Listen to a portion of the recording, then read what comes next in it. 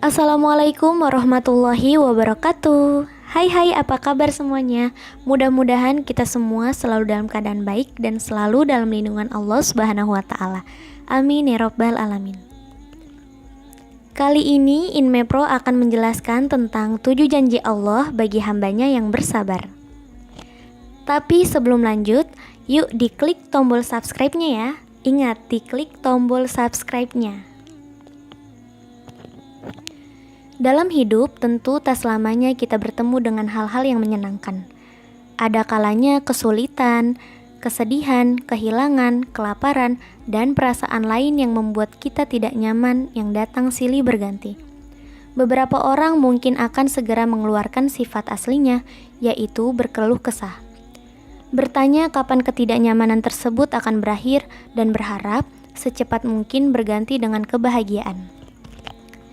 Namun, tahukah kamu bahwa Islam telah mengajarkan kita tentang sabar? Dikatakan bahwa sabar adalah kunci kebahagiaan seorang hamba. Dengan kesabaran, kita akan terjaga dari kemaksiatan, konsisten menjalankan ketaatan, dan tabah saat menghadapi berbagai ujian dalam hidup. Bahkan, saking pentingnya, Ibnu Qayyim rahimakumullah mengibaratkan sabar sebagaimana kepala untuk seluruh tubuh. Kedudukan sabar dalam iman, laksana kepala bagi seluruh tubuh. Apabila kepala sudah terpotong, maka tidak ada lagi kehidupan di dalam tubuh. Bersabar pada kenyataannya juga akan membawa kebaikan bagi kita sendiri. Sebagaimana Allah telah berjanji dalam Al-Quran, yang menyebutkan kebaikan-kebaikan apa saja yang didapatkan oleh hambanya yang senantiasa untuk bersabar. Berikut di antaranya. Yang pertama yaitu keberuntungan bagi orang yang bersabar. Hai orang-orang yang beriman, bersabarlah kamu dan kuatkanlah kesabaranmu dan tetaplah bersiap siaga di perbatasan negerimu dan bertakwalah kepada Allah Subhanahu wa taala supaya kamu beruntung. Quran Surat Ali Imran ayat 200.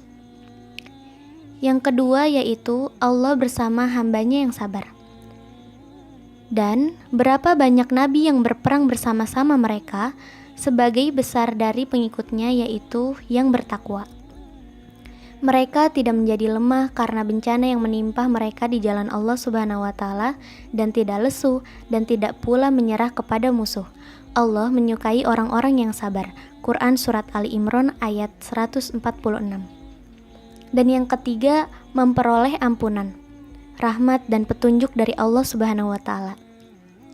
Dan sungguh akan kami berikan cobaan kepadamu dengan sedikit ketakutan, kelaparan, kekurangan harta, jiwa dan buah-buahan. Dan berikanlah berita gembira kepada orang-orang yang sabar, yaitu orang-orang yang apabila ditimpa musibah mereka berkata, Inna lillahi wa inna ilaihi roji'un. Mereka itulah yang memperoleh ampunan dan rahmat dari Tuhannya. Dan mereka itulah orang-orang yang mendapatkan petunjuk. Quran Surat Al-Baqarah ayat 155 dan 157. Dan yang keempat yaitu pahala tanpa batas. Katakanlah, hai hamba-hambaku yang beriman, bertakwalah kepada Tuhanmu, orang-orang yang berbuat baik di dunia ini memperoleh kebaikan. Dan bumi Allah ini adalah luas. Sesungguhnya hanya orang-orang yang bersabar yang dicukupkan pahala mereka tanpa batas. Quran Surat Az-Zumar ayat 10. Dan apa yang ada di sisimu akan lenyap dan apa yang ada di sisi Allah Subhanahu wa taala adalah kekal. Dan sesungguhnya kami akan memberi balasan kepada orang-orang yang sabar dengan pahala yang lebih baik dari apa yang telah mereka kerjakan. Quran Surat An-Nahl ayat 96. Yang kelima, mendapatkan tempat akhir yang baik.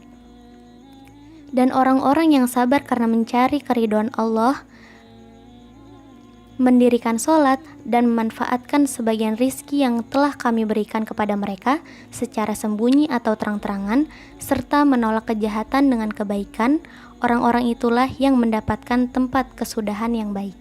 Quran Surat Ar-Rod ayat 22.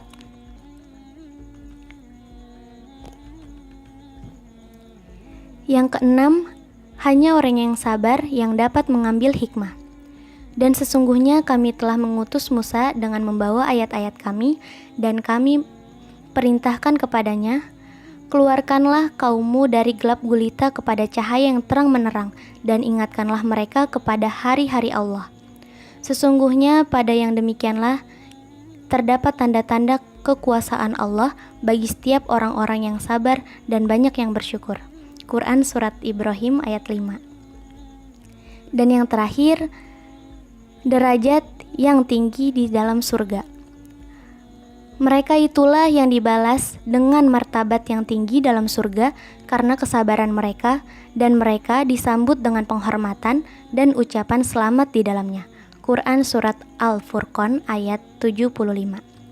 Demikianlah 7 janji Allah yang bersabar. Semoga kita bisa menjadi hamba Allah yang senantiasa bersabar dan selalu mendapat rahmat dari ridho Allah Subhanahu wa Ta'ala. Amin amin ya rabbal alamin. Wassalamualaikum warahmatullahi wabarakatuh. Assalamualaikum warahmatullahi wabarakatuh. Kembali lagi di channel Inspirasi Islam. Ya, setiap orang memang memiliki rezeki yang berbeda-beda sesuai dengan apa yang sudah digariskan oleh Allah Subhanahu wa Ta'ala. Namun, kalau membahas rezeki, yang terlintas di pikiran hanya uang, uang, dan uang. Padahal rezeki Allah Subhanahu wa Ta'ala itu amat sangatlah luas. Tahukah pemirsa, ada 7 sumber rezeki menurut Al-Quran? Sebelum lanjut, saya tidak pernah bosan untuk mengingatkan kembali, jangan lupa mengklik tombol subscribe-nya dulu. Allah Subhanahu wa Ta'ala pun telah memastikan rezeki setiap manusia terkecukupi dalam menjalani hidupnya. Namun, jangan pernah lupa kalau rezeki itu tidak datang secara tiba-tiba ya. Harus juga diiringi dengan usaha. Sekiranya kalian bertawakal kepada Allah Subhanahu wa Ta'ala dengan sebenar-benarnya, niscaya Allah akan memberikan rezeki sebagaimana Dia memberikan rezeki kepada seekor burung yang keluar pada pagi dalam keadaan lapar dan kembali pada sore hari dalam keadaan kenyang. Hadis riwayat Tirmizi. Sumber rezeki menurut Al-Quran yang pertama yaitu bersyukur. Setiap manusia yang selalu bersyukur atas semua hal yang diterima sama saja dengan memberikan energi positif kepada dirinya sendiri. Bahkan, rasa syukur tersebut akan memunculkan optimisme dalam menjalankan kehidupan. Allah Subhanahu wa Ta'ala berfirman dalam Quran Surat Ibrahim ayat 7 yang artinya, dan ingatlah juga tatkala Tuhanmu memaklumkan, sesungguhnya jika kamu bersyukur, pasti kami akan menambahkan nikmat kepadamu. Dan jika kamu mengingkari nikmatku, maka sesungguhnya azabku sangatlah pedih. Yang kedua yaitu bersedekah. Bersedekah adalah salah satu amalan yang menjanjikan dengan balasan yang sangat besar. Bersedekah bukan hanya perihal uang, senyum juga termaksud dari hal sedekah. Dengan bersedekah pula, Allah Subhanahu wa Ta'ala akan memudahkan rezeki setiap manusia, karena Ia telah membantu orang-orang yang kurang mampu dengan rezeki yang dimilikinya. Allah Subhanahu wa Ta'ala berfirman dalam Quran Surat Al-Baqarah ayat 245 yang artinya, siapakah yang mau memberi pinjaman kepada Allah Subhanahu wa Ta'ala, pinjaman yang baik atau menafkahkan hartanya di jalan Allah, maka Allah akan memperlipat gandakan pembayaran kepadanya dengan lipat ganda yang banyak. Dan Allah menyempitkan dan melapangkan rezeki, dan kepadanya lah kamu dikembalikan. Yang ketiga adalah beristighfar. Di saat kita mengalami kesulitan, beristighfar adalah salah satu cara yang bisa dilakukan untuk mendapatkan kemudahan. Dan kita akan selalu ingat kepada Allah Subhanahu wa Ta'ala.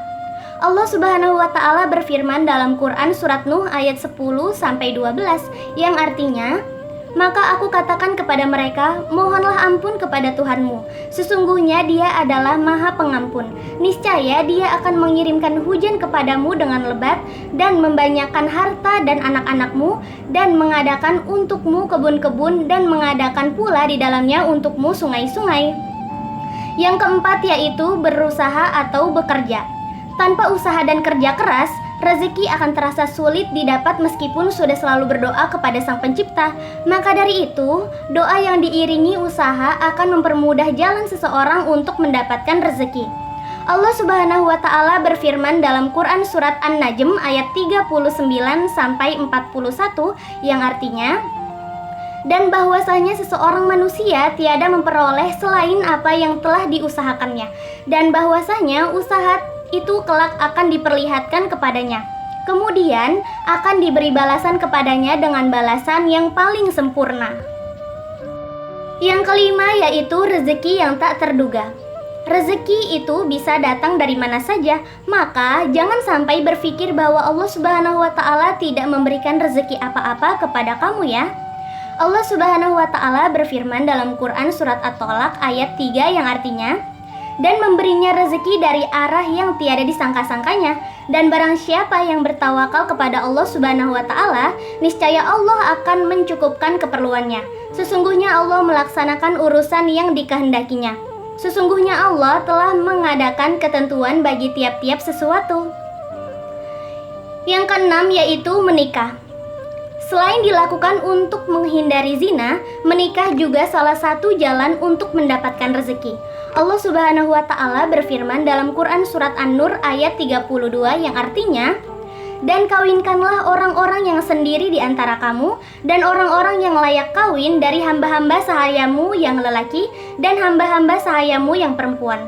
Jika mereka miskin, Allah akan memampukan mereka dengan kurnia-Nya, dan Allah Maha luas pemberiannya lagi Maha mengetahui.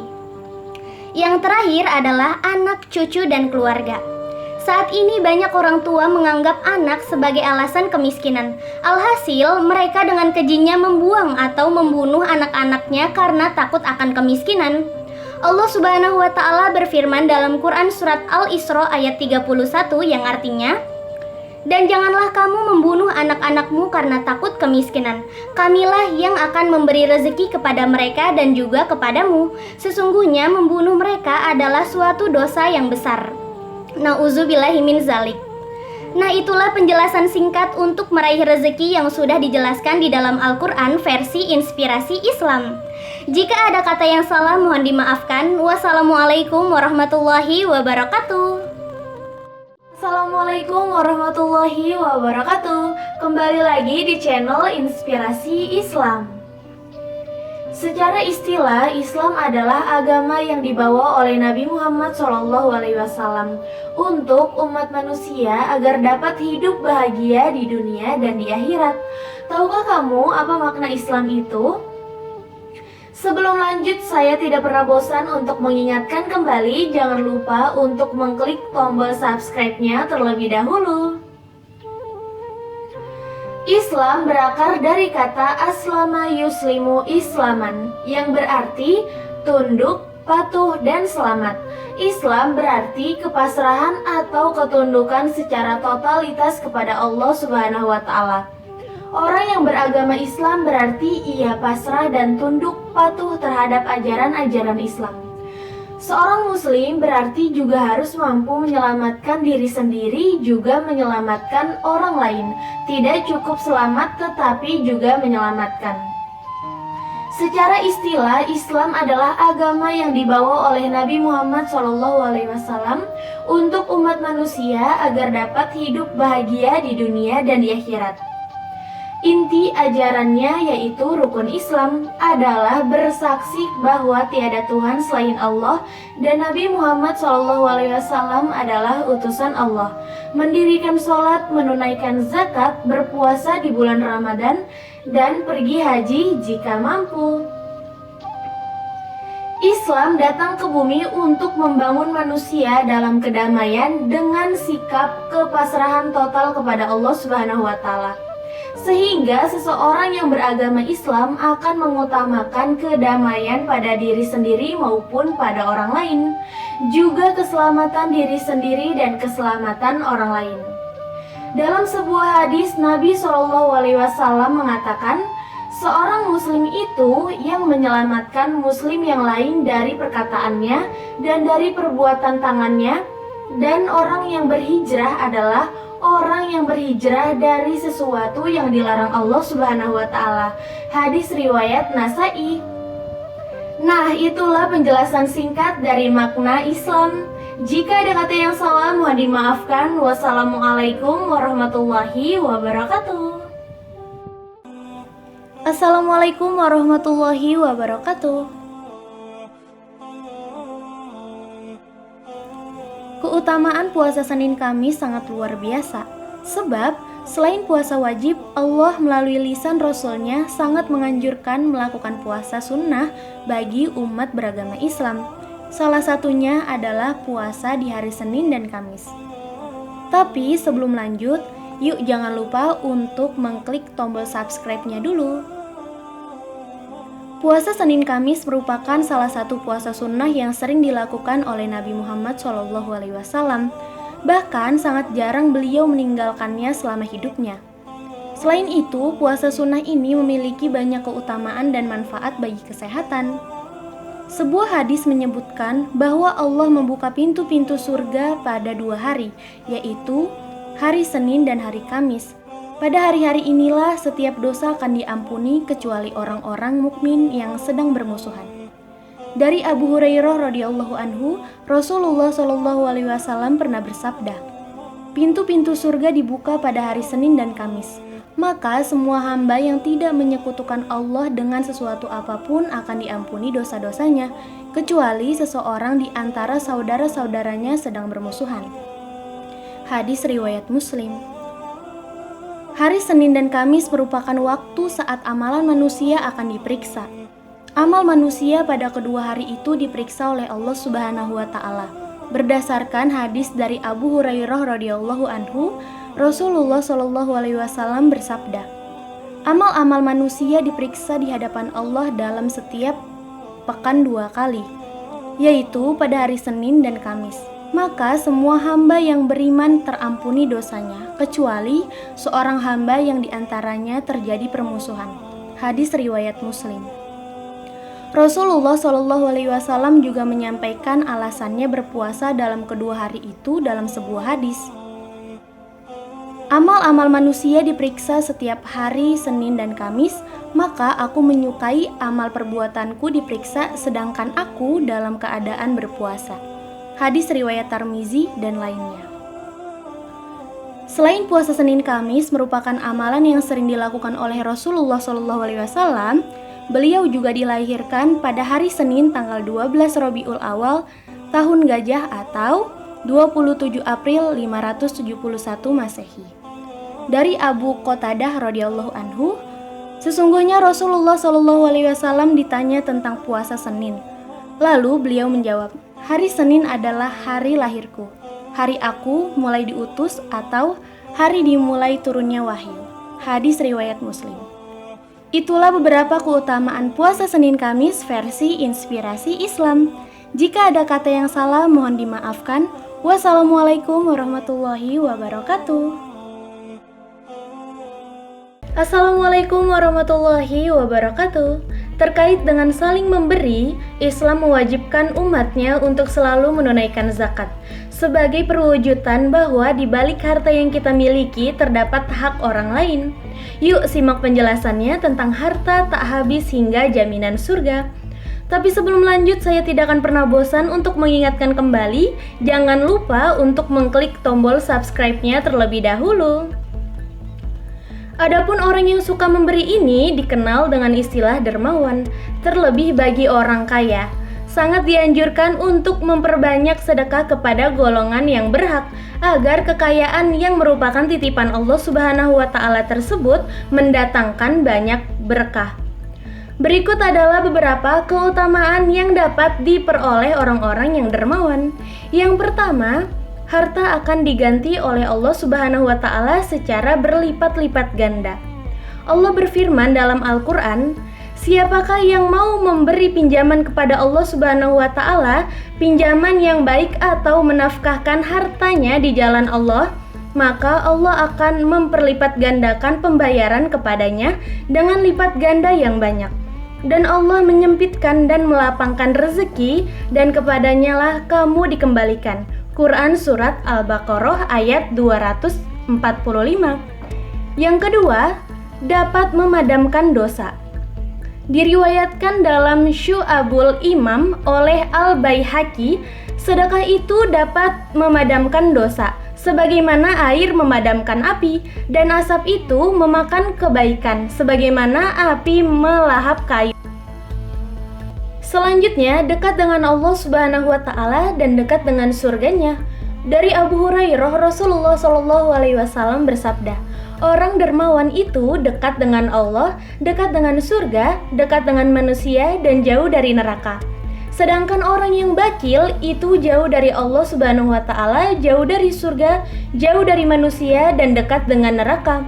Sesungguhnya orang bodoh yang dermawan lebih Allah cintai daripada orang alim yang bakil. Hadis riwayat Tirmizi. Yang selanjutnya, harta yang didermakan tidak akan berkurang. Dalam satu riwayat, Rasulullah Shallallahu Alaihi Wasallam bersabda, sedekah tidaklah mengurangi harta. Hadis riwayat Muslim. Yang terakhir, mendapat jaminan surga. Dalam sebuah hadis yang diriwayatkan Imam Al-Baihaqi dikatakan, sesungguhnya di surga ada kamar-kamar yang bagian luarnya terlihat dari dalam, begitu juga sebaliknya, bagian dalamnya terlihat dari luar.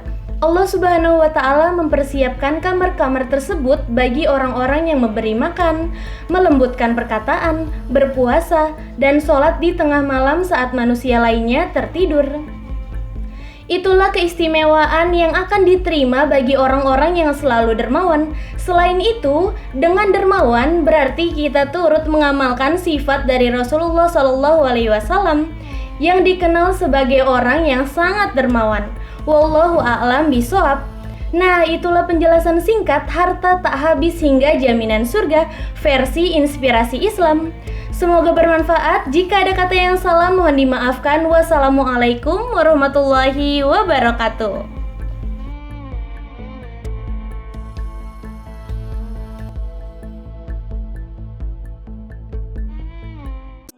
Assalamualaikum warahmatullahi wabarakatuh. Ada begitu banyak ilmu dan hikmah di dalam Al-Quran, namun hingga kini belum seluruhnya terungkap.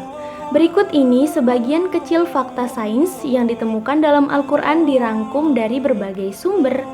Sebelum lanjut, saya tidak akan pernah bosan untuk mengingatkan kembali, jangan lupa untuk mengklik tombol subscribe-nya terlebih dahulu. Yang pertama yaitu asal mula kehidupan. Fakta bahwa makhluk hidup sebagian besar terdiri dari air diketahui setelah adanya penemuan mikroskop. Pengetahuan ini sudah dijelaskan dalam Al-Quran sejak ratusan tahun yang lalu. Air sangat penting untuk semua makhluk hidup. Namun Al-Quran membuat pernyataan yang tidak sangat biasa di surat Al-Anbiya ayat 30. Kami membuat semua makhluk hidup dari air. Akankah mereka tidak percaya? Dalam ayat ini disebutkan bahwa air sebagai asal mula semua kehidupan. Semua makhluk hidup terbuat dari sel, dan sel sebagian besar terdiri dari air. Yang kedua yaitu besi diturunkan ke bumi. Besi bukan hal alami bagi bumi dan tidak terbentuk di sini, melainkan turun ke bumi dari luar angkasa. Mungkin terdengar sangat aneh, tapi secara ilmiah ini benar adanya. Para ilmuwan menyebutkan miliaran tahun yang lalu bumi terjebak oleh meteorit. Meteorit ini membawa besi dari bintang jatuh yang meledak. Al-Quran menjelaskan tentang asal muasal besi dalam surat Al-Hadid ayat 25. Dan kami menciptakan besi yang mempunyai kekuatan hebat dan banyak manfaat bagi manusia. Ayat ini menggunakan kata diturunkan untuk merujuk ke besi. Jelas dari ayat tersebut bahwa besi bukanlah material duniawi, melainkan diturunkan untuk kepentingan umat manusia. Fakta besi turun ke bumi dari luar angkasa adalah sesuatu yang tidak dapat diketahui oleh ilmuwan primitif abad ke-7.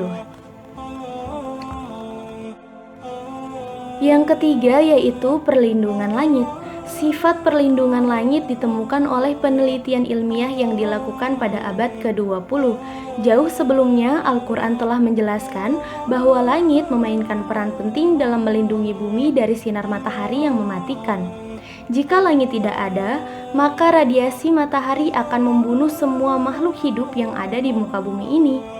Langit juga bertindak seperti selimut yang membungkus bumi untuk melindungi dari dinginnya ruang angkasa. Al-Quran menunjukkan perlindungan langit sebagai tanda Tuhan.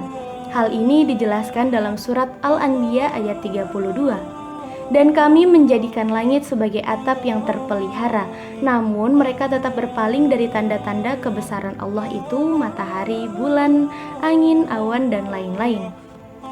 Yang keempat yaitu perluasan alam semesta.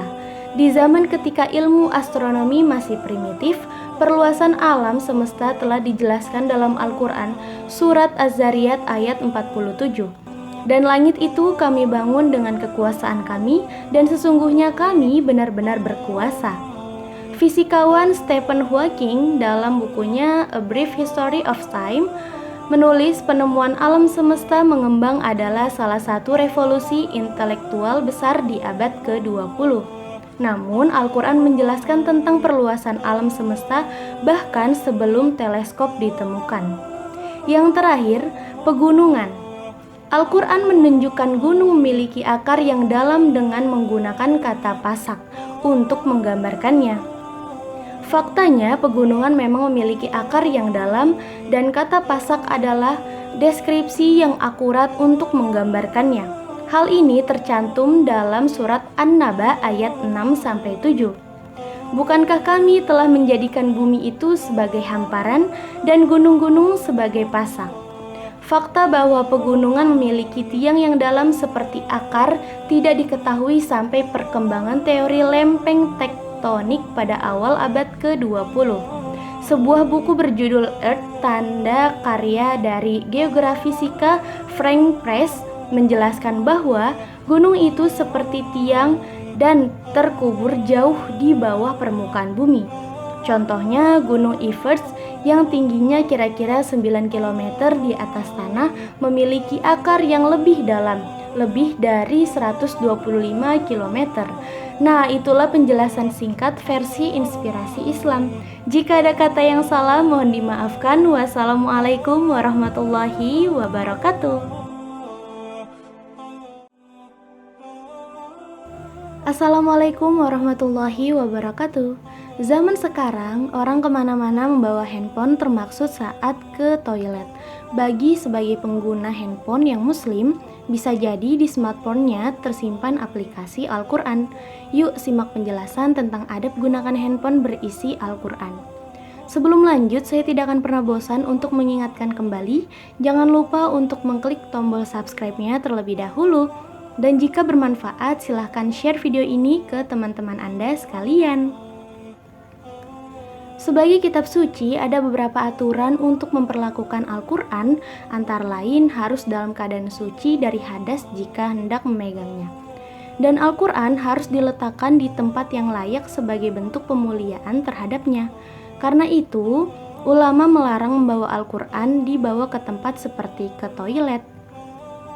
Jika Al-Quran tersebut berwujud aplikasi di smartphone, lantas bagaimana hukumnya membawa handphone yang ada aplikasi Al-Qurannya tersebut ke toilet atau kamar mandi? Menurut Haji Badriah Fayumi MA, tidak masalah membawa handphone ke toilet atau ke kamar mandi. Yang tidak boleh adalah jika handphone tersebut saat dibawa ke toilet tiba-tiba berbunyi ayat Al-Quran atau nada suara azan. Karena memang dilarang juga melantunkan ayat-ayat Al-Quran atau kalimat-kalimat zikri saat di kamar kecil meski tidak sedang memakai handphone. Jadi, niatkan membawanya membawa handphone, bukan membawa ayat Al-Quran, bukan membawa mushaf. Terang pengurus Pondok Pesantren Muhasina Bekasi, Jawa Barat itu. Kemudian, bagaimana jika aplikasi Al-Quran tersebut ada pada handphone dan tidak hendak membacanya? Apakah mengaji Al-Quran di handphone pun harus berwudu terlebih dahulu? Tidak punya wudu itu boleh membaca Al-Quran. Boleh kan membaca Al-Fatihah tidak punya wudu? Baca Yasin tidak punya wudu? Nah, yang tidak boleh adalah menyentuh mushaf. La yamassuhu illal mutahharah. Begitu Allah berfirman dalam surat Al-Waqiah ayat 79, ujar Badriyah. Selanjutnya, apakah yang disebut dengan mushaf?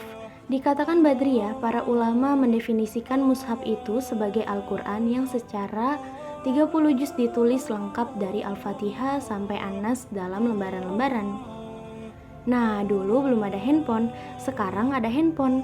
Maka ketika misalnya lembaran-lembaran itu kita buka dan kita tidak melihat, kecuali niatnya membaca dan melihat Al-Quran, maka kemudian handphone ini posisinya seperti mushaf. Maka kita perlu berwudu ketika memegangnya.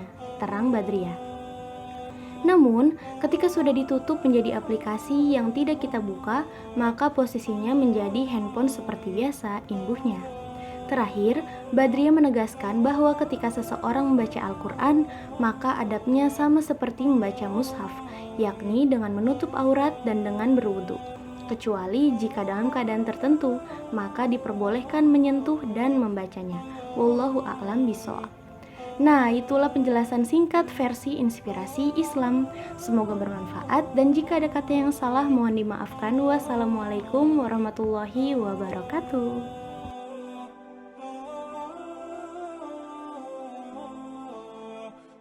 Assalamualaikum warahmatullahi wabarakatuh. Kembali lagi di channel Inspirasi Islam. Secara istilah, Islam adalah agama yang dibawa oleh Nabi Muhammad SAW untuk umat manusia agar dapat hidup bahagia di dunia dan di akhirat. Tahukah kamu apa makna Islam itu?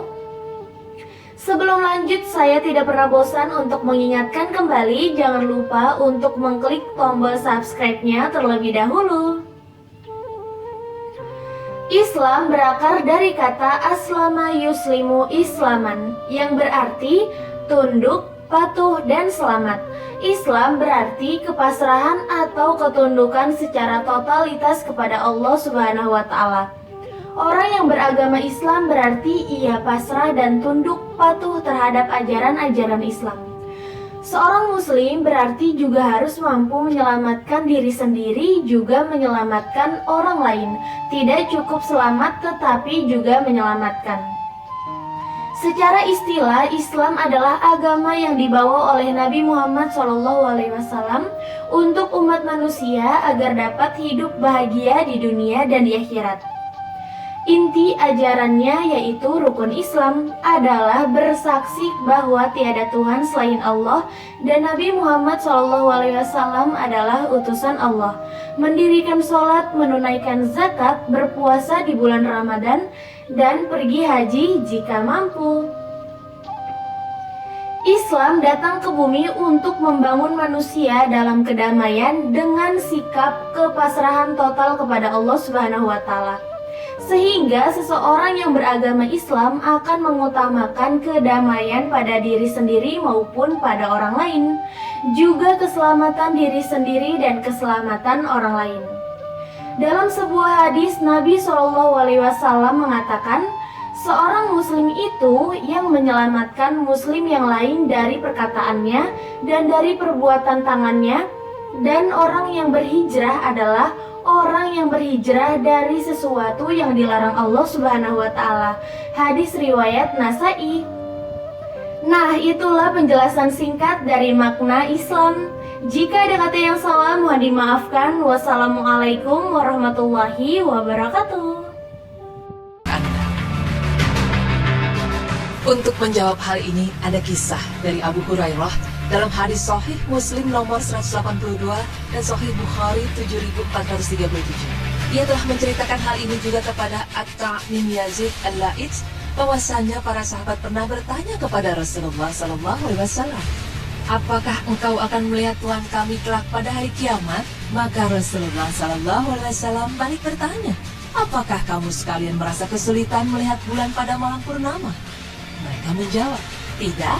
Selanjutnya Rasulullah SAW bertanya lagi, apakah kalian merasa kesulitan melihat matahari yang tidak ada awan yang menghalangi?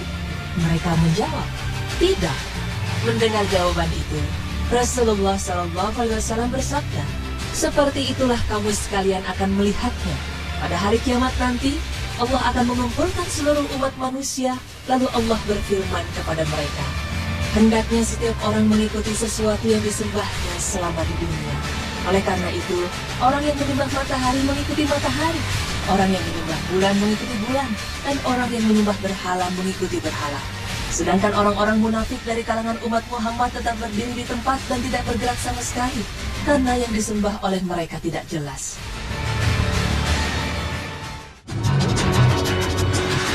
Rasulullah SAW melanjutkan kembali sabdanya. Kemudian Allah mendatangi kaum muslimin dalam wujud yang tidak dikenali oleh mereka. Seraya Allah berfirman kepada mereka, "Aku ini adalah Tuhanmu." Mendengar itu mereka berkata, "Kami berlindung kepada Allah dari bujuk rayumu, dan kami akan tetap berdiri di tempat ini sampai datang kepada kami Tuhan kami yang sebenarnya."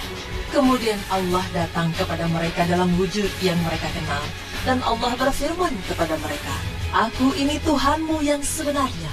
Pada saat mereka mendengarnya dan mereka merasa yakin bahwa itu Tuhannya, maka mereka berkata, "Engkaulah Tuhan kami yang sebenarnya." Setelah itu, mereka mengikutinya. Masih dalam hadis yang sama diceritakan bahwa kemudian Allah Subhanahu wa Ta'ala menciptakan sebuah titian yang membentang di atas api neraka. Maka Rasulullah SAW dan umatnya akan menjadi umat yang pertama menyeberangi titian itu. Pada saat itu, tidak ada seorang pun yang dapat berbicara selain para rasul, di mana ketika itu para rasul berdoa, "Ya Allah, selamatkanlah. Ya Allah, selamatkanlah." Sementara di dalam neraka jahanam terdapat besi-besi yang melengkung bagaikan lengkungan pancing, seperti duri pohon sakdan, nama pohon yang berduri. Hanya saja besarnya tidak terkirakan, dan hanya Allah yang mengetahui ukurannya. Besi-besi inilah yang kelak akan menggait orang-orang yang sedang meniti titian itu sesuai dengan kadar dosa masing-masing, di mana orang yang teguh dengan amalnya akan selamat dari kaitannya, sementara orang yang berdosa akan terkait tetapi akhirnya dilepaskan. Setelah Allah selesai mengadili hamba-hambanya dan dia berkehendak mengeluarkan penghuni neraka dengan rahmatnya, maka Allah memberikan perintah kepada para malaikatnya untuk mengeluarkan mereka yang patut mendapat rahmatnya, yaitu orang yang tidak pernah menyekutukannya dengan sesuatu apapun selama hidup di dunia. Di antara orang yang patut mendapatkan rahmatnya adalah orang yang mengatakan bahwa tidak ada Tuhan yang patut disembah selain Allah. Kemudian para malaikat yang mendapat perintah itu segera mengenali mereka, dan mereka mengenalinya melalui tanda bekas sujud yang ada pada kening mereka. Karena hanya bekas sujudlah bagian tubuh manusia yang tidak akan hangus dibakar api neraka, di mana Allah telah mengarankan api neraka untuk membakarnya dan menghanguskannya. Kemudian para malaikat segera mengeluarkan mereka dalam keadaan yang sudah pada hangus, lalu disiramkan ke tubuh mereka air kehidupan atau air pemulihan. Akibat siraman air kehidupan itulah, akhirnya mereka tumbuh dan pulih kembali seperti sedia kala, bagaikan tumbuhnya biji-bijian setelah terjadi banjir besar, di mana mereka tumbuh dalam keadaan masih muda dan besar. Setelah Allah selesai mengadili dan memvonis hamba-hambanya, tiba-tiba terlihat seseorang yang masih tertinggal, sedang mengarahkan pandangannya ke arah neraka. Pemirsa, orang yang tersebutlah yang pada akhirnya menjadi orang yang paling terakhir keluar dari neraka dan terakhir masuk surga. Kemudian pada Allah, dia memohon, "Wahai Tuhanku, palingkan mukaku dari neraka, karena baunya telah meracuniku, dan kobaran apinya telah membakarku." Permohonan itu diulangnya berulang kali. Dan akhirnya Allah berfirman kepadanya, "Seandainya aku mengabulkan permintaanmu ini, apakah kiranya kamu tidak akan mengajukan permohonan yang lain?" Maka orang itu menjawab, "Tidak." Kemudian dia berjanji dengan sungguh-sungguh kepada Allah bahwa dia tidak akan mengajukan permohonan apapun lagi. Akhirnya permohonan itu dikabulkan Allah, di mana Allah memalingkan muka orang itu dari neraka. Akan tetapi, ketika dia dihadapkan ke arah surga dan dia menyaksikan kemegahan yang ada di baliknya, maka dia terdiam dalam beberapa saat. Lalu dia memohon kepada Allah, "Wahai Tuhanku, sampaikanlah aku ke dalam pintu surga." Mendengar hal itu, Allah berfirman kepadanya, "Bukankah kamu telah berjanji dengan sungguh-sungguh bahwa kamu tidak akan memohon lagi kepadaku selain permohonanmu yang telah aku kabulkan tadi? Celakalah kamu, wahai anak Adam, kamu telah memungkiri janjimu sendiri, dan aku tidak akan mengabulkan permohonanmu ini." Akan tetapi, dia tetap memohon kepada Allah untuk dikabulkan permohonannya, sehingga Allah berfirman kepadanya, "Seandainya permohonanmu ini aku kabulkan, apakah kamu tidak akan memohon yang lainnya lagi kepadaku?" Orang itu menjawab, "Demi kemuliaanmu, sungguh aku tidak akan mengajukan permohonan lagi." Kemudian Allah mengabulkan permohonannya itu. Allah membawanya ke depan pintu surga.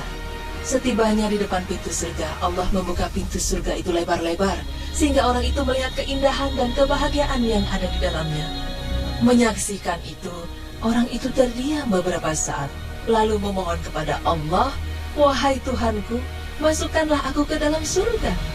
Mendengar hal itu, Allah berfirman kepadanya, "Bukankah kamu telah berjanji bahwa kamu tidak akan mengajukan permohonan lagi kepadaku setelah permohonanmu yang tadi aku kabulkan? Celaka kamu, wahai anak Adam. Kamu telah memungkiri janjimu sendiri, dan aku tidak akan mengabulkan permintaanmu itu." Akan tetapi, orang itu terus-menerus memohon kepada Allah, "Wahai Tuhanku, janganlah kiranya hamba-Mu ini menjadi orang yang paling celaka." Kemudian ia mengulang-ulang permohonannya.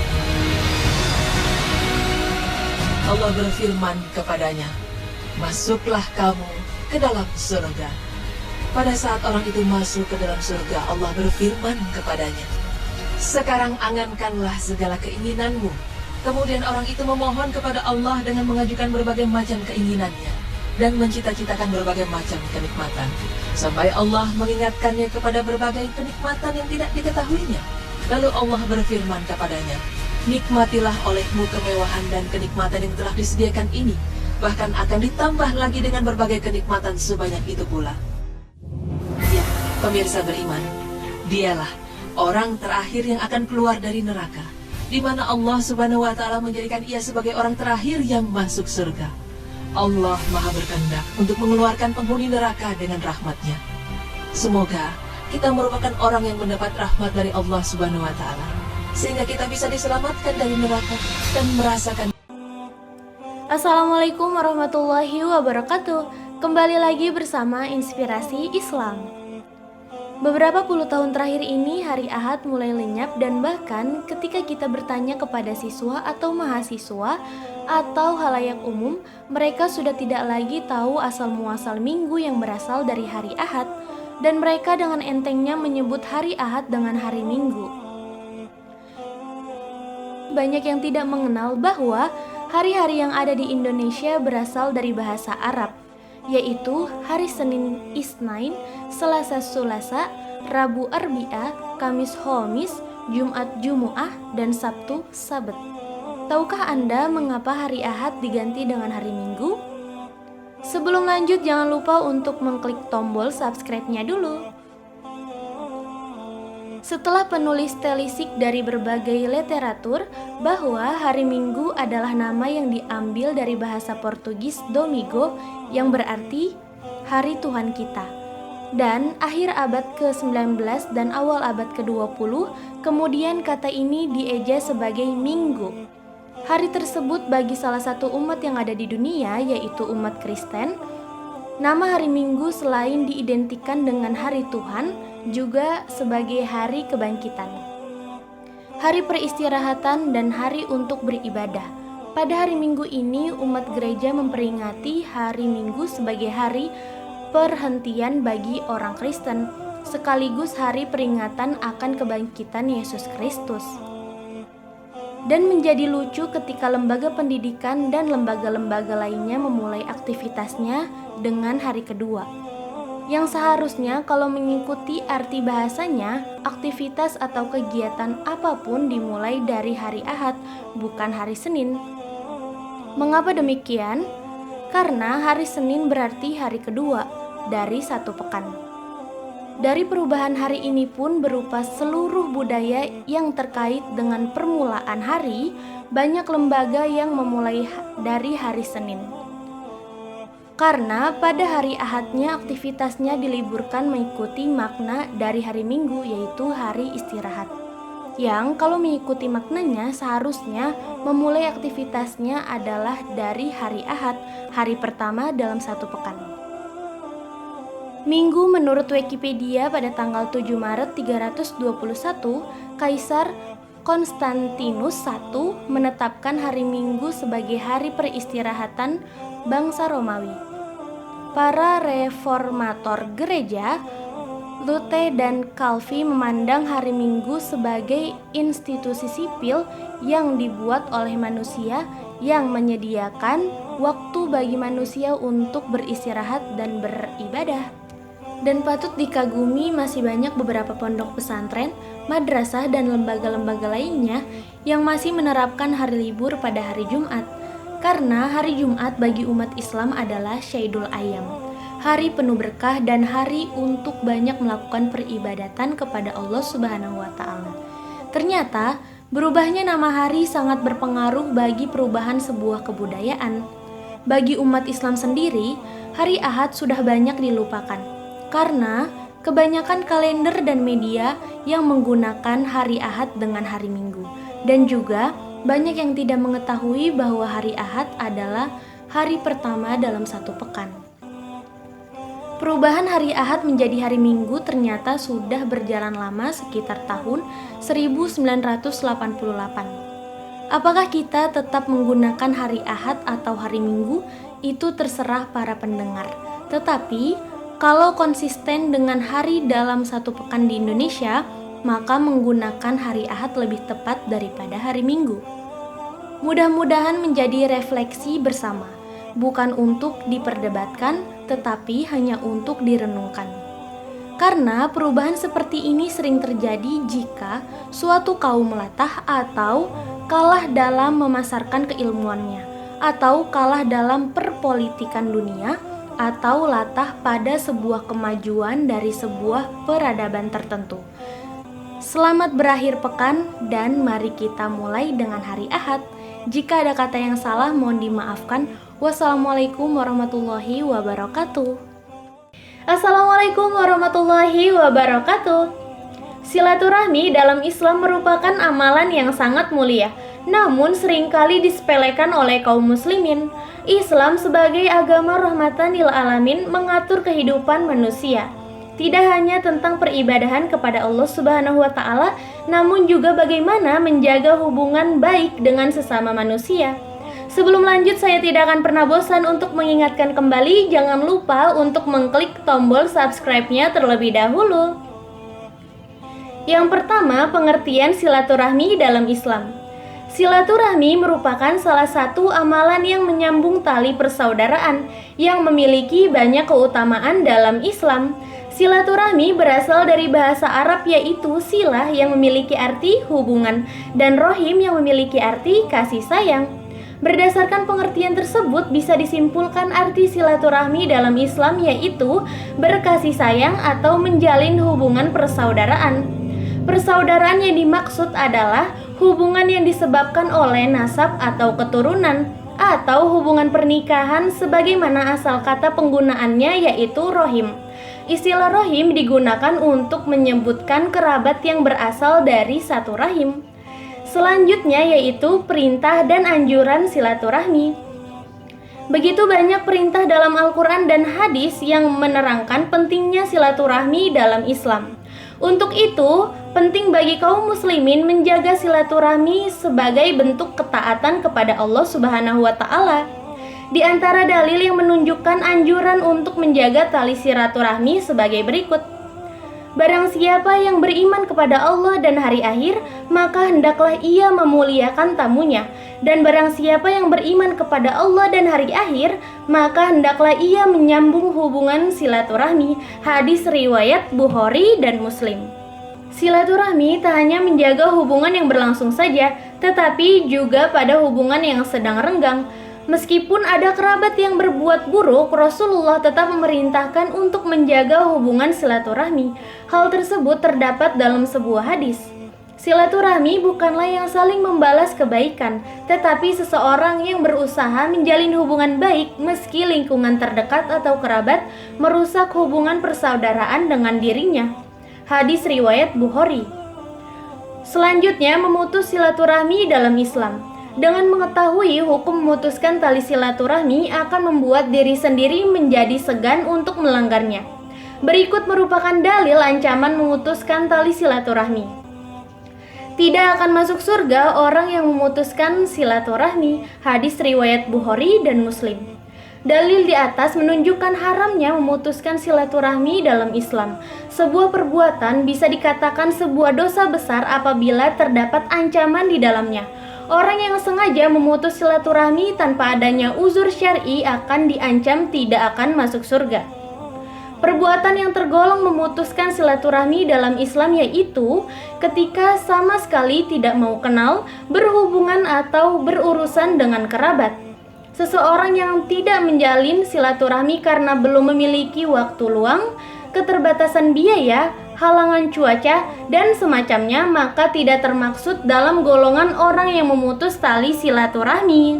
Yang terakhir yaitu manfaat silaturahmi dalam Islam, melapangkan rezeki, memperpanjang umur, menghibur kerabat, sebagai tanda ketaatan kita kepada Allah Subhanahu wa Ta'ala, menghilangkan perselisihan, mendapatkan rahmat, dan masuk surga. Tidak ada balasan lain yang lebih besar daripada surga. Menyambung tali silaturahmi bukan hanya sekedar urusan kita dengan kerabat, tetapi juga sebagai bentuk ikhtiar dan ketaatan atas apa yang Allah perintahkan. Berikut merupakan sebuah hadis yang menyampaikan balasan dari menyambung tali silaturahmi. Wahai manusia, tebarkanlah salam, berikanlah makan, sambunglah tali persaudaraan, sholatlah di malam hari ketika manusia terlelap tidur, niscaya kalian akan masuk surga dengan selamat. Hadis riwayat Ibnu Majah. Nah, itulah penjelasan singkat versi inspirasi Islam. Jika ada kata yang salah mohon dimaafkan, semoga bermanfaat. Wassalamualaikum warahmatullahi wabarakatuh.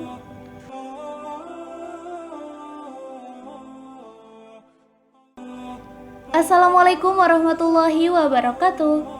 Puasa Senin Kamis juga memiliki sejumlah manfaat untuk kesehatan. Ternyata metode ini juga banyak dilakukan masyarakat lintas agama dan budaya. Tapi sebelum lanjut, yuk jangan lupa untuk mengklik tombol subscribe dulu. Puasa Senin Kamis ternyata memiliki karakteristik dan metode yang hampir mirip dengan diet 5:2. Metode diet satu ini mengharuskan penggunanya untuk membatasi asupan kalori selama 2 hari dalam seminggu. Diet 5:2 ini lebih disebut sebagai gaya hidup atau pola makan, jika dibandingkan dengan metode diet lainnya, seperti diet ketofatosis yang melanggar konsumsi karbohidrat. Tidak ada batasan jenis makanan yang harus dikonsumsi. Yang penting Anda disiplin dan konsisten menjaga asupan gizi seimbang. Puasa Senin Kamis dan diet 5:2 dinilai sama efektifnya dalam menurunkan berat badan sekaligus mengontrol produksi gula darah. Tentunya selain kedua manfaat tersebut, masih ada sejumlah keajaiban lainnya yang dapat Anda peroleh jika rutin menjalankan puasa Senin Kamis. Apa saja manfaat puasa Senin Kamis bagi kesehatan? Simak ulasan lengkapnya yang didukung hasil penelitian dan pernyataan ahli berikut ini. Puasa Senin Kamis dapat memperpanjang usia, meningkatkan daya ingat, mengurangi potensi serangan jantung, mengurangi pertumbuhan sel kanker tertentu, mengurangi resistansi insulin dan resiko diabetes tipe 2. Yang artinya, penyakit diabetes tipe 2 kini semakin banyak diderita pasien dari beragam usia dan latar belakang. Resistansi insulin atau penurunan fungsi insulin merupakan salah satu faktor pemicu diabetes tipe 2. Puasa banyak dianjurkan praktis kesehatan sebagai metode terapi untuk mengurangi resistansi insulin dan diabetes tipe 2. Berdasarkan penelitian, tubuh manusia yang menjalani puasa rutin mengalami penurunan kadar gula darah hingga 5-6%. Penelitian tersebut juga menunjukkan bahwa puasa dapat melindungi ginjal dari kerusakan yang merupakan salah satu komplikasi penyakit diabetes. Itulah 5 manfaat puasa Senin Kamis yang dapat Anda rasakan jika rutin menjalankannya. Menjaga porsi dan asupan makan saat buka puasa merupakan kunci utama dalam meraih manfaat kesehatan dari puasa Senin Kamis. Pastikan makanan yang Anda konsumsi saat buka puasa dan sahur memiliki gizi seimbang dan didampingi konsumsi air yang cukup, agar tubuh tetap kuat saat beraktivitas. Anda juga dapat mengkonsumsi suplemen Biostrate saat buka puasa dan setelah sahur untuk menjaga daya tahan tubuh saat menjalani puasa agar badan tidak mudah lemas. Biostrate memiliki kandungan 61 nutrisi yang dapat diserap tubuh dengan cepat dan aman dikonsumsi bagi wanita hamil dan anak dari usia 1 tahun. Begitulah manfaat puasa bagi kesehatan versi inspirasi Islam. Jika ada kata yang salah, mohon dimaafkan. Wassalamualaikum warahmatullahi wabarakatuh. Assalamualaikum warahmatullahi wabarakatuh. Ada begitu banyak ilmu dan hikmah di dalam Al-Quran, namun hingga kini belum seluruhnya terungkap. Berikut ini sebagian kecil fakta sains yang ditemukan dalam Al-Quran dirangkum dari berbagai sumber. Sebelum lanjut, saya tidak akan pernah bosan untuk mengingatkan kembali, jangan lupa untuk mengklik tombol subscribe-nya terlebih dahulu. Yang pertama yaitu asal mula kehidupan. Fakta bahwa makhluk hidup sebagian besar terdiri dari air diketahui setelah adanya penemuan mikroskop. Pengetahuan ini sudah dijelaskan dalam Al-Quran sejak ratusan tahun yang lalu. Air sangat penting untuk semua makhluk hidup. Namun Al-Quran membuat pernyataan yang tidak sangat biasa di surat Al-Anbiya ayat 30. Kami membuat semua makhluk hidup dari air. Akankah mereka tidak percaya? Dalam ayat ini disebutkan bahwa air sebagai asal mula semua kehidupan. Semua makhluk hidup terbuat dari sel, dan sel sebagian besar terdiri dari air. Yang kedua yaitu besi diturunkan ke bumi. Besi bukan hal alami bagi bumi dan tidak terbentuk di sini, melainkan turun ke bumi dari luar angkasa. Mungkin terdengar sangat aneh, tapi secara ilmiah ini benar adanya. Para ilmuwan menyebutkan miliaran tahun yang lalu bumi terjebak oleh meteorit. Meteorit ini membawa besi dari bintang jatuh yang meledak. Al-Quran menjelaskan tentang asal muasal besi dalam surat Al-Hadid ayat 25. Dan kami menciptakan besi yang mempunyai kekuatan hebat dan banyak manfaat bagi manusia. Ayat ini menggunakan kata diturunkan untuk merujuk ke besi. Jelas dari ayat tersebut bahwa besi bukanlah material duniawi, melainkan diturunkan untuk kepentingan umat manusia. Fakta besi turun ke bumi dari luar angkasa adalah sesuatu yang tidak dapat diketahui oleh ilmuwan primitif abad ke-7. Yang ketiga yaitu perlindungan langit. Sifat perlindungan langit ditemukan oleh penelitian ilmiah yang dilakukan pada abad ke-20. Jauh sebelumnya, Al-Quran telah menjelaskan bahwa langit memainkan peran penting dalam melindungi bumi dari sinar matahari yang mematikan. Jika langit tidak ada, maka radiasi matahari akan membunuh semua makhluk hidup yang ada di muka bumi ini. Langit juga bertindak seperti selimut yang membungkus bumi untuk melindungi dari dinginnya ruang angkasa. Al-Quran menunjukkan perlindungan langit sebagai tanda Tuhan. Hal ini dijelaskan dalam surat Al-Anbiya ayat 32. Dan kami menjadikan langit sebagai atap yang terpelihara, namun mereka tetap berpaling dari tanda-tanda kebesaran Allah itu, matahari, bulan, angin, awan, dan lain-lain.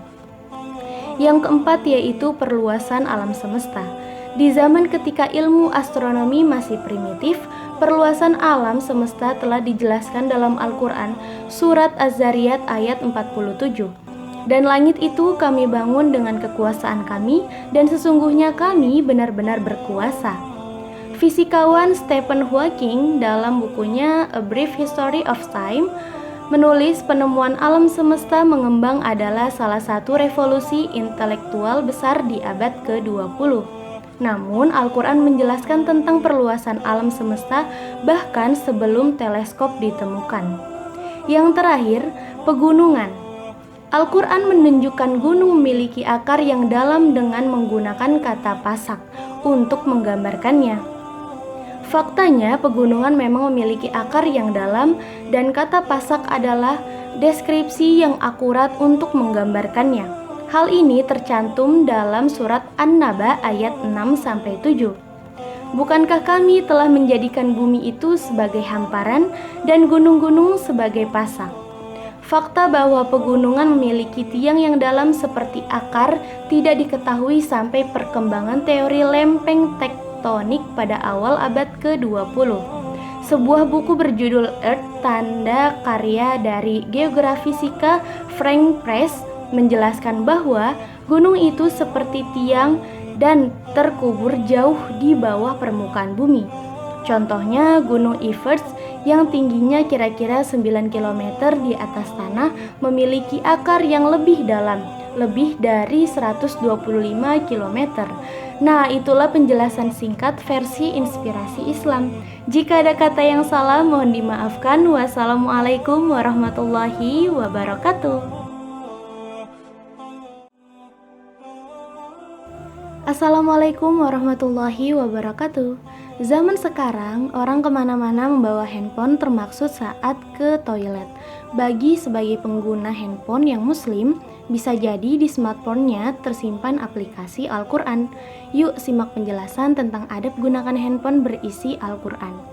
Sebelum lanjut, saya tidak akan pernah bosan untuk mengingatkan kembali, jangan lupa untuk mengklik tombol subscribe-nya terlebih dahulu. Dan jika bermanfaat, silahkan share video ini ke teman-teman Anda sekalian. Sebagai kitab suci, ada beberapa aturan untuk memperlakukan Al-Quran, antara lain harus dalam keadaan suci dari hadas jika hendak memegangnya. Dan Al-Quran harus diletakkan di tempat yang layak sebagai bentuk pemuliaan terhadapnya. Karena itu, ulama melarang membawa Al-Quran dibawa ke tempat seperti ke toilet. Jika Al-Quran tersebut berwujud aplikasi di smartphone, lantas bagaimana hukumnya membawa handphone yang ada aplikasi Al-Qurannya tersebut ke toilet atau kamar mandi? Menurut Haji Badriah Fayumi MA, tidak masalah membawa handphone ke toilet atau ke kamar mandi. Yang tidak boleh adalah jika handphone tersebut saat dibawa ke toilet tiba-tiba berbunyi ayat Al-Quran atau nada suara azan. Karena memang dilarang juga melantunkan ayat-ayat Al-Quran atau kalimat-kalimat zikri saat di kamar kecil meski tidak sedang memakai handphone. Jadi, niatkan membawanya membawa handphone, bukan membawa ayat Al-Quran, bukan membawa mushaf. Terang pengurus Pondok Pesantren Muhasina Bekasi, Jawa Barat itu. Kemudian, bagaimana jika aplikasi Al-Quran tersebut ada pada handphone dan tidak hendak membacanya? Apakah mengaji Al-Quran di handphone pun harus berwudu terlebih dahulu? Tidak punya wudu itu boleh membaca Al-Quran. Boleh kan membaca Al-Fatihah tidak punya wudu? Baca Yasin tidak punya wudu? Nah, yang tidak boleh adalah menyentuh mushaf. La yamassuhu illal mutahharah. Begitu Allah berfirman dalam surat Al-Waqiah ayat 79, ujar Badriah. Selanjutnya, apakah yang disebut dengan mushaf? Dikatakan Badriah, para ulama mendefinisikan mushaf itu sebagai Al-Quran yang secara 30 juz ditulis lengkap dari Al-Fatihah sampai An-Nas dalam lembaran-lembaran. Nah, dulu belum ada handphone, sekarang ada handphone. Maka ketika misalnya lembaran-lembaran itu kita buka dan kita tidak melihat, kecuali niatnya membaca dan melihat Al-Quran, maka kemudian handphone ini posisinya seperti mushaf, maka kita perlu berwudu ketika memegangnya, terang Badriah. Namun, ketika sudah ditutup menjadi aplikasi yang tidak kita buka, maka posisinya menjadi handphone seperti biasa, imbuhnya. Terakhir, Badriah menegaskan bahwa ketika seseorang membaca Al-Quran, maka adabnya sama seperti membaca mushaf, yakni dengan menutup aurat dan dengan berwudu. Kecuali jika dalam keadaan tertentu, maka diperbolehkan menyentuh dan membacanya. Wallahu a'lam bishawab. Nah, itulah penjelasan singkat versi inspirasi Islam. Semoga bermanfaat dan jika ada kata yang salah mohon dimaafkan. Wassalamualaikum warahmatullahi wabarakatuh.